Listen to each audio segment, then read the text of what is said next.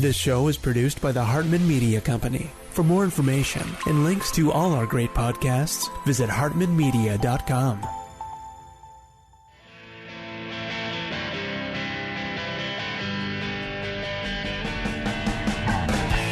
Welcome to the Young Wealth Show, where you'll truly learn how to make, spend, and invest money for an awesome life. Get the real-life stuff that wasn't part of your school curriculum. Young Wealth gives you innovative new ways of dealing with your finances, as well as the skills and tools you're going to need to survive and be successful out on your own. Let the Young Wealth Show be your GPS to take you from clueless to clued in. Here's your host, Jason Hartman, with Young Wealth. Does the real estate market have a problem? Is it cooling off? Is it slowing down? When we look out long term, will we have a big decline in demand from buyers and renters? What does the future hold? Now, I'm not talking about the immediate future. Well, when I say, is the market cooling off? It does seem to be cooling ever so slightly. It's sort of not even worth mentioning. Just a little bit of resistance from buyers, I think, happening for the moment, but again, extremely minor. We'll see if it's a trend. I'm talking about long term. What can we expect in terms of demand? As I have mentioned many times on the show, and I have renewed my prediction a decade ago, or over a decade ago, I said that the demographics coming at the rental housing market are nothing short of phenomenal. That was back in about 2010. And I renewed that prediction last year in 2020, saying that the demographics coming at the rental market are nothing short of phenomenal over the next 10 years. I definitely believe that, and I'm sticking with it. They are just staggering how the rental demand is very, very solid for the next decade. But what happens after that? You know, we're long-term thinkers on this show.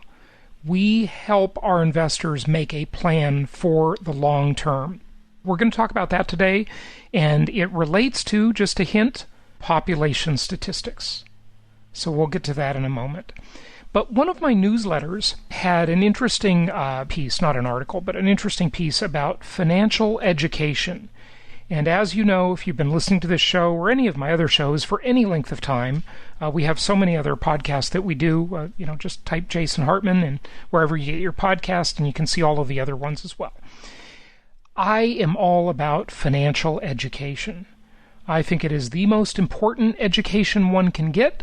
I taught junior achievement as a volunteer for 3 years, and after doing that for 3 years, I was absolutely astonished how these young people are just getting zero education in how to be financially successful, how to invest, how to buy a car.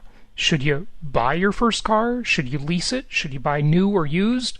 And by the way, that's counterintuitive, because right now, you probably all have a used car. Guess what? Your used car has actually appreciated in value. That is amazing, amazing, amazing. It really is. Maybe the first time ever. Why has that happened? Well, completely because of supply chain disruptions. But one particular item in the supply chain that has been disrupted is, of course, chips. The integrated chips. Those little processors that make the world go round, that are in almost everything today. The processor, right? There is a big shortage. There's a shortage of a lot of stuff, but those processors are holding up car production because I think, I recently read an article, and I forgive me if I get the number wrong here, because it may well be wrong. There's my disclaimer. Actually, let me make a broader disclaimer. Everything I say may well be wrong, but if you've been listening for any length of time, you know that most of it's right, except those interest rate predictions. I'm terrible at interest rate predictions. Yeah, not so good. Not so good at the interest rate predictions. But the typical new car has about 200 microprocessors in it. 200. These cars are like rolling computers nowadays. They are incredible. My new car that I never drive, I don't know, do I drive 5 to 7 miles a week, maybe 20 miles a week? Like nothing. I don't even know why I own a car. It's such a waste of money. It literally doesn't move. Sometimes 4 or 5 days go by, never start the ignition. It's absolute waste of money. But nonetheless, I think it's a good idea to have a car just in case of emergency or, whatever. And we discovered during the pandemic that Uber and Lyft were not that reliable because of all the stuff that was going on. It was hard to get those cars. And of course, they put the taxi companies out of business. So it's very hard to get a taxi nowadays, too, because there's hardly any left, right? And that's the typical big tech thing. Come to market with artificially low prices, put all your competitors out of business.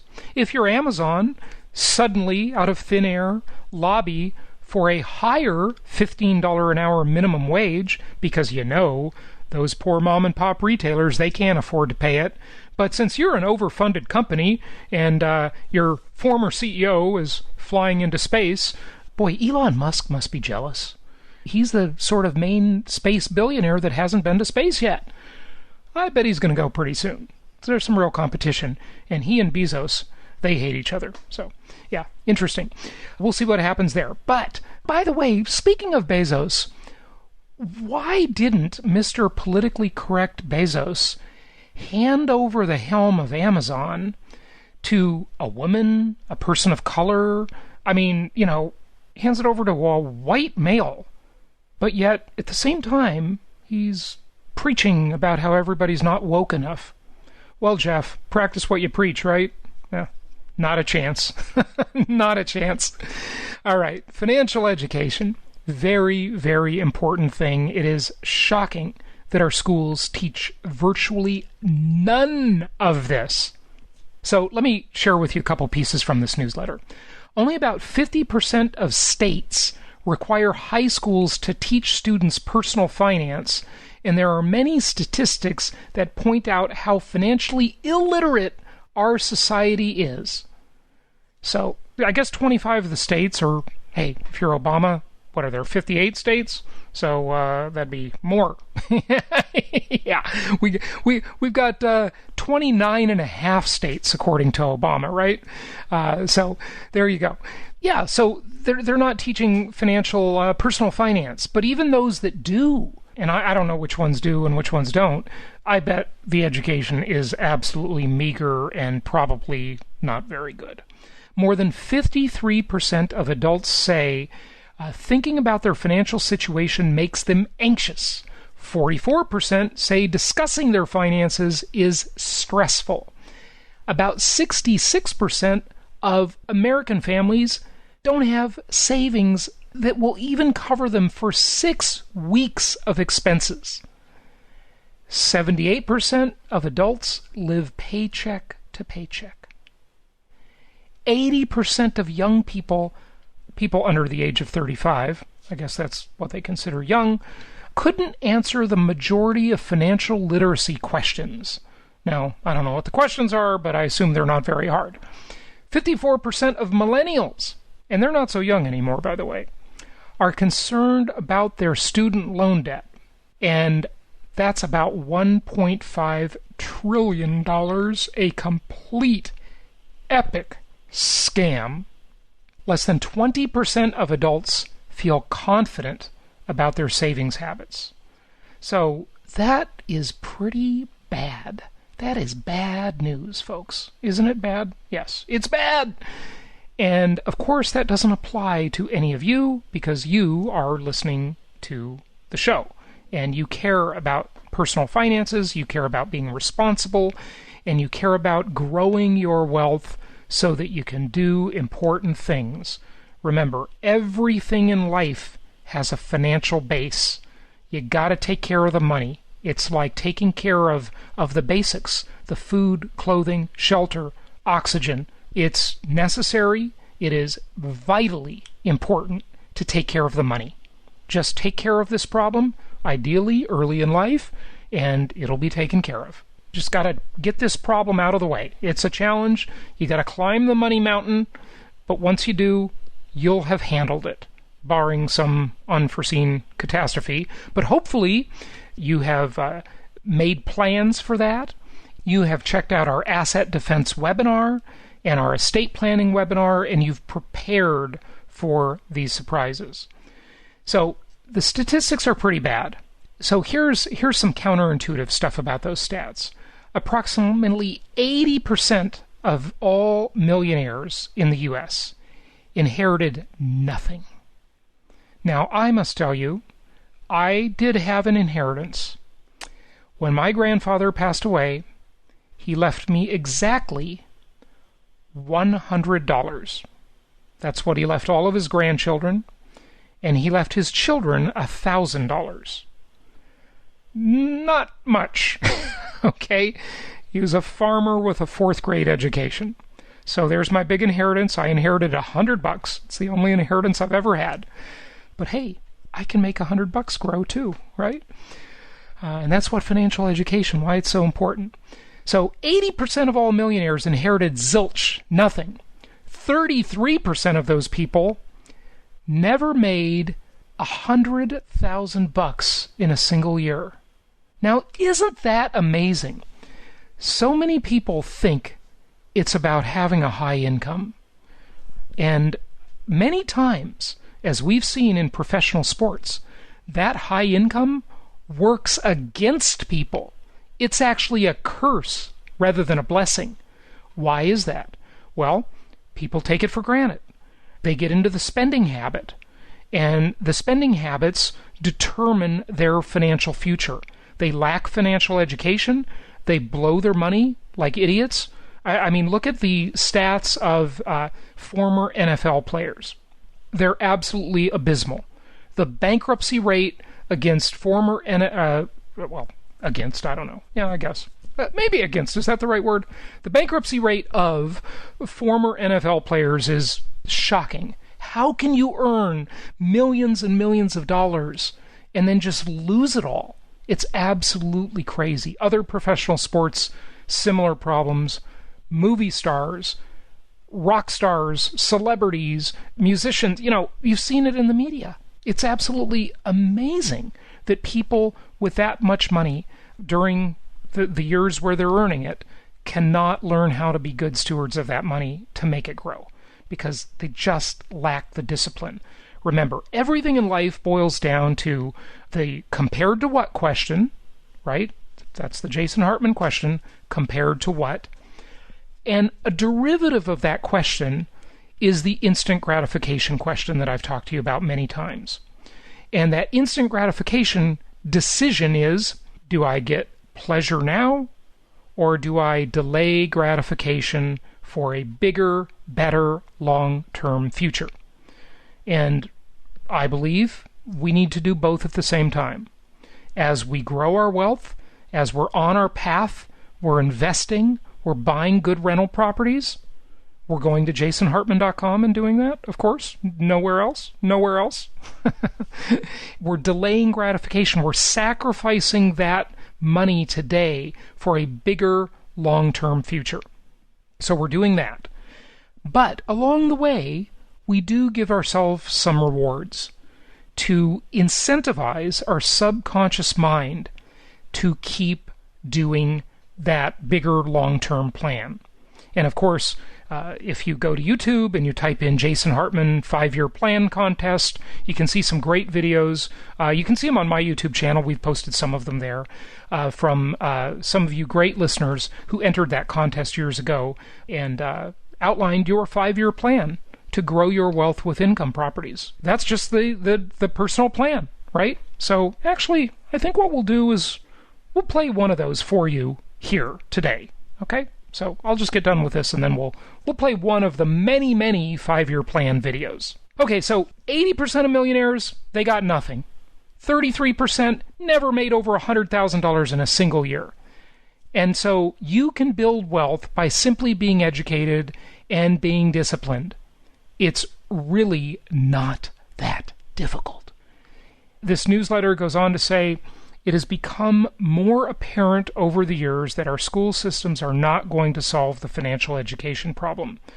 Rather than waste time complaining about the lack of this education, right? Do something about it. Nike says, just do it. One of the things you can, of course, do is go to jasonhartman.com and reach out to us, and we can help you with a plan. We can offer you a free portfolio makeover to show you the highest and best use for your assets, how to make them work for you. Remember, your money is like, well, the way people used to think of children in the old days. This isn't true any longer, but in the old days, people thought of children as an asset for the future. My mother and her siblings, all four of them, she was, one of 5 children, grew up on a farm on a dirt road in upstate New York. They were very poor. And in the summers, I would go to upstate New York. A lot of times my mom would, get rid of me for the summer, and I would go visit Grandma and Grandpa. And I remember one time my grandfather drove me around, and, we were stopping in and seeing some of the neighbors. That's just kind of the thing you do when you live in a rural area. You stop in, say hi to your neighbors. They had this car, I can't remember what kind of car it was, with literally my grandfather's car, or grandmother and grandfather's car, had holes in the bottom where you put your feet. You could see the road going underneath because it was just rusted out. We went to visit one of the neighbors that was just, right down the street. Every house was about a mile apart down the dirt road where my grandparents lived. And I always thought my grandparents were really poor. But I remember we went to the neighbor's house, and it was just dirt poverty. I remember as a little kid what an impression that made on me. They were farmers and just living in absolute squalor. And listen, my grandparents didn't live much better, but it was better than the neighbors. Now, there were other neighbors up the street, the Shaddocks. They had a really nice home, okay? They had a nice farm. They were dairy farmers. Which, by the way, I was on Robert and Kim Kiyosaki's show yesterday, the Rich Dad YouTube show and podcast. One of the things I recalled reading in one of the Rich Dad books, and I mentioned it on the show yesterday when I was interviewed, are you a cattle rancher or a dairy farmer? Now listen, I'm not in favor of either. I'm not a vegetarian. I tried it for like 6 years in my 20s. I don't recommend it. I think we're meant to be omnivores, okay? But at the same time, I think we all should have some reverence and respect for animals that are sacrificing so we can eat. And not to go down a rabbit hole on that, the practices in some of these farms and slaughterhouses is just disgusting. It's awful, the way humanity is treating animals. It's absolutely appalling. But that's another discussion. Anyway, the metaphor of cattle rancher or dairy farmer is a really good one. Because the dairy farmer doesn't kill the golden goose, right? Well, that's a good metaphor too. The golden goose story that we all remember when we were kids, right? They want that goose to lay eggs or give off milk. And that's what we do as investors. We're not that interested in flipping properties. The people who flip properties, they have spending money. The people who buy and hold properties, they build real wealth over time. They are the dairy farmers. The flippers, they're the cattle ranchers. They raise the cattle, they destroy it. They get money for the meat, and then on to the next one. They keep destroying, killing the golden goose, if you will. Where the dairy farmer just milks the cow. So think of that. I think that's a good metaphor. All right, so let's get to some of our 5-year. Let's get to at least one of our 5-year plans. We'll see how long this is. Reach out, jasonhartman.com, and don't forget to register for our Empowered Investor Live event. Yes, a live conference. I'm so excited to see all of you. Yes, we are. We're totally excited to see you in beautiful Orlando, September 10th, 11th, and 12th. It's coming right up, folks. We're less than 2 months away. So be sure to register. We've got a really fun and a really educational event planned for you in September, and we will look forward to seeing you there. Can't wait. Go to empoweredinvestor.com. That's empoweredinvestor.com, and get your tickets today. And by the way, if you want to join our Empowered Investor Inner Circle, you get a free ticket for the event. Join that and learn how to take greater control of your income properties. The monthly Zoom calls that I host, I personally host all of those, Q&A, lots of interesting guests on those. You won't hear them on the podcast. The networking with the other members and the ticket discounts, because if you are a member of the Inner Circle, you get your ticket for half price, $300 off. So it really, a lot of it pays for itself. Of course it does in education, but also discounts as well. So empoweredinvestor.com. We'll look forward to seeing you in September. And let's get to one of those 5-year plan videos right now. Hello, my name is Muthiah. I am recording this for the Jason Hartman contest, but also I'm doing this so it'll help me clarify and visualize what I want 5 years from now. Earl Nightingale once said, "The people with goals succeed because they know exactly where they're going." Now, he defines success as the progressive realization of a worthy goal.